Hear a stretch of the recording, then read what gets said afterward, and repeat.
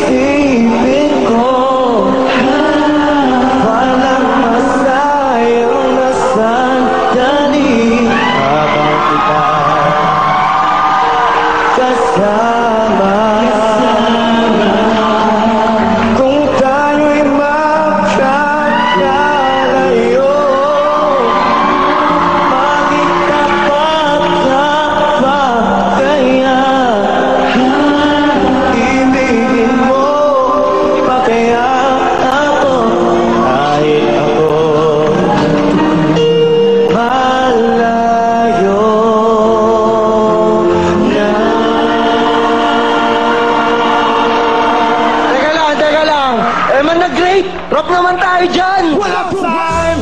Tumayo sabay-sabay, tapos iyaw pa sa mga kamay. Tumayo sabay-sabay, tapos iyaw pa sa mga kamay. Mga kababayan kami may ibabalita, baka nabuhawi sa syokal na makikita. Ikaw na tumakbo ka na sa sila, nasa sobrang manood na kapamilya. Ang buhay na naman sigaan, lalo na magsiamin na masarap ay all peace.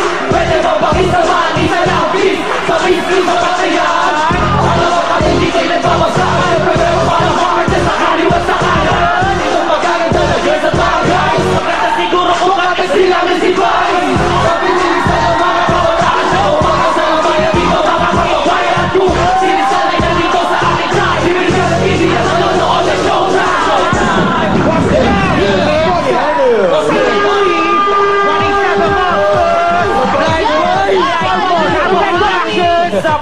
Madlang people, palakpakan po natin ang kanilang grupo. Galing! At alam mo, sa sobrang... Ako, saludo ako sa kanila. Alam mo kung bakit? Alam niyo po kung bakit? Kasi ang taong to... Anong pangalan mo pare? Eman po. Eman. Si Eman po ay isang bulag.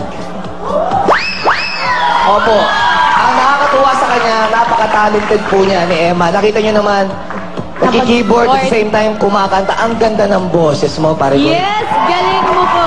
Kumbaga, iba ka. Tapos sinagdagan mo pa ng mga galing na rappers. Ang ganda ng konsepto nyo. Palakpakan natin, mga Madlang People. Okay, Kuya King, ngayon naman, ano masabi ng Madlang People? Madlang People! Madlang People! Mababasa natin sa t-shirt ng ating mga kalahok ang salitang balita. Ang balita sa Ingles ay news. Ang news ay hango sa apat na salitang North, East, West, and South o sa isang salitang new o bago. Ang pinakamagaling na news organization sa buong Asia ay ang ABS-CBN News and Current Affairs. Okay! Madlang People!